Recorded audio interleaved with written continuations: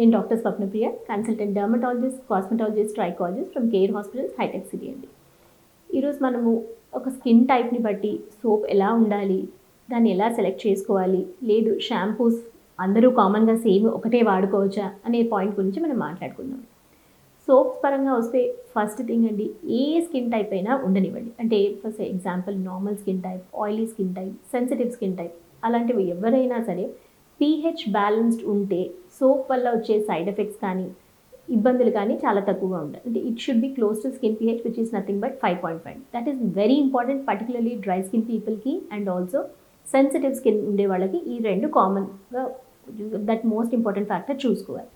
And మరి ఈ soaps interchange అవుతే ఏమైనా ఇబ్బందులు అవుతాయా, అంటే ఆయిలీ స్కిన్ టైప్ యూజ్ చేసే సోప్ మనం వాడాము, సో ఏమైనా ఇబ్బంది అవుతుందా? యూజువల్లీ ఏంటంటే ఆయిలీ స్కిన్ టైప్ ఉండే వాళ్ళు యూజ్ చేసే సోప్స్లో సాల్సిలిక్ యాసిడ్ బేస్డ్ కాంపోనెంట్ కానీ and even removing those impurities, oil content wash out చేయడానికి సర్ఫెక్టెంట్ రిమూవల్ ప్రాపర్టీస్ ఎక్కువగా స్ట్రాంగ్గా ఉండేవి వాడతాం. So already dry and sensitive skin పైన యూజ్ అంటే వాళ్ళకి ఏంటంటే ఆయిల్ సెక్రీషన్ తక్కువగా ఉంటుంది, ఆల్రెడీ చర్మం పొడిబారిపోయి ఉంటుంది.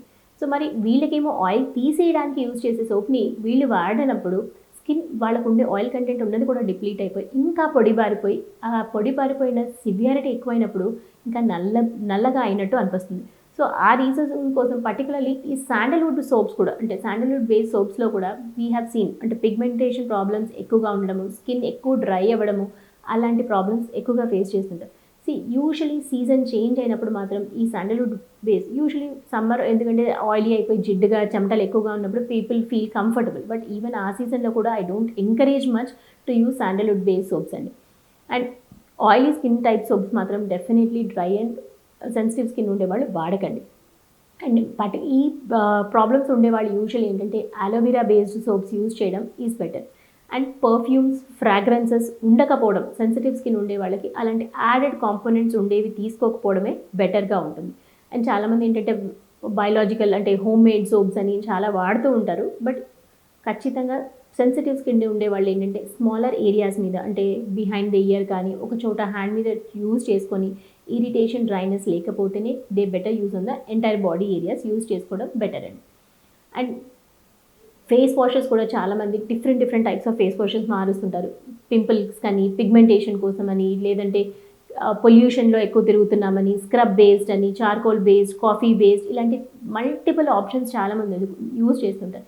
ఈ స్క్రబ్స్ వాడేటప్పుడు మాత్రం ఖచ్చితంగా అండి, అంటే బాగా పోవాలి, ముక్కు దగ్గర బ్లాక్నెస్ ఉంది, ఆయిలీనెస్ ఉంది, లేదు అంటే మాకు పొట్టులా కనిపిస్తుందని ఇంకా ఎక్కువ స్క్రబ్ చేస్తుంటారు. Excessive scrubbing is not advisable irrespective of the season. Oily skin అయితే 15 days వన్స్, డ్రై స్కిన్ అయితే మంత్కి ఒక్కసారి మాత్రమే స్క్రబ్ చేయాలి. So don't do scrubbing everyday అండి. అండ్ గ్లూటథైన్ బేస్ సోప్స్ అని చాలామంది దే ఆర్ యూజింగ్ ఇట్. ఈ గ్లూటథైన్ వల్ల నిజంగా తెల్లగా అవుతారా సోప్ ఫార్ములేషన్లో వాడితే? డెఫినెట్లీ నో అండి. That is just a myth.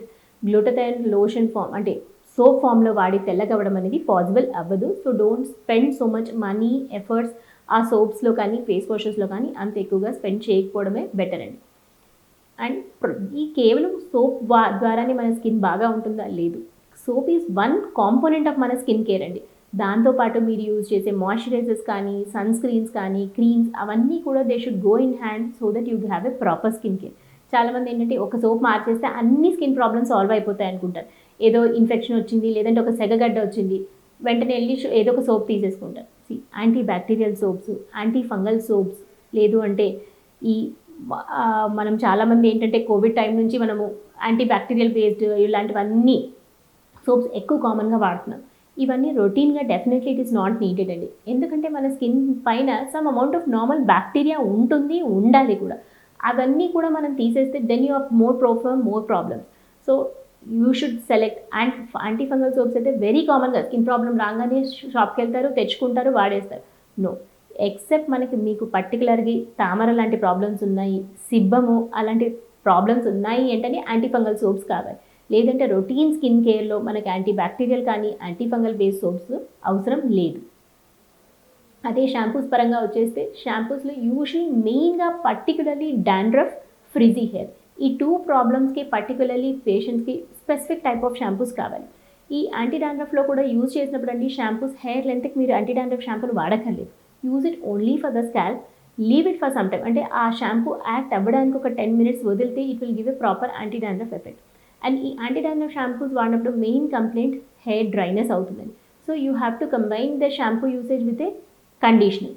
అదే ఫ్రిజీ హెయిర్ వాళ్ళకి ఇప్పుడు ముందులాగా కండిషనర్ ఒకటే వాడినా సరిపోవట్లేదు అనుకుంటే హెయిర్ మాస్క్స్ అని కూడా అవైలబుల్ ఉన్నాయి. సో అలాంటి హెయిర్ మాస్క్ని కొన్ని ఈవెన్ బిఫోర్ ఉన్నాయి, కొన్ని ఆఫ్టర్ హెడ్ బాత్ ఉన్నాయి. అలాంటివి they can choose and use. దాంతోపాటు అడిషనల్గా లీవ్ ఆన్ కండిషనర్స్ వాడుకుంటే డెఫినెట్లీ ఈ ఫ్రిజినెస్ ఆఫ్ ద హెయిర్ అనేది తగ్గుతుందండి. అద్భుతమైన ఆరోగ్య వీడియోల కోసం 3TV హెల్త్ ఛానల్ ని లైక్ చేయండి, కామెంట్ చేయండి, సబ్స్క్రైబ్ చేయండి, అలాగే షేర్ చేయండి. Thank you.